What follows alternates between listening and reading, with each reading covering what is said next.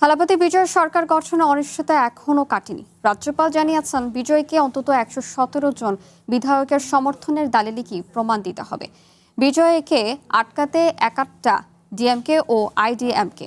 বিজয়ের দল একক সংখ্যাগরিষ্ঠতা প্রমাণে ব্যর্থ হলে বিকল্প সরকার গঠনের প্রস্তুতি নিচ্ছে চির প্রতিদ্বন্দ্বীরা। তবে সরকার গঠনের সুযোগ না দিলে টিভিকের সব সদস্য একই সাথে পদত্যাগ করবেন বলে হুঁশিয়ারি দিয়েছেন বিজয়। তামিল বিধানসভায় ১০৮ আসনে জয় নিয়ে বৃহস্পতিবার শপথ নেওয়ার কথা ছিল বিজয় থালাপতির। তবে সেই আশাই গুড়ে বালি। ২৩৩ সদস্যের বিধানসভায় সরকার গড়তে প্রয়োজন ১১৭টি আসন। বিজয়কে সমর্থন দিয়ে ডিএমকের সাথে পুরনো জোট ভেঙেছে ৫ আসন পাওয়া কংগ্রেস। বিজয় নিজে ২টি আসনে জয়ী হওয়ায় একটি আসন ছেড়ে দিতে হচ্ছে। এতে সরকার গঠনের জন্য টিভিকের আসন সংখ্যা ১১২ হলেও বাংলাদেশে এলো এই প্রথম touchless RAK sensation water closet. Magic figure ছুঁতে ব্যর্থ, দরকার আরও ৫টি আসন।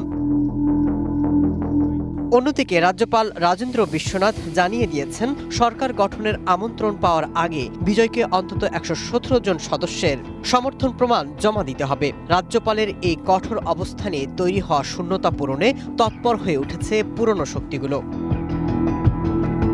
চিরপ্রতিদ্বন্দ্বী ডিএমকে এবং আইডিএমকে একজোট হওয়ার পথ খুঁজছে।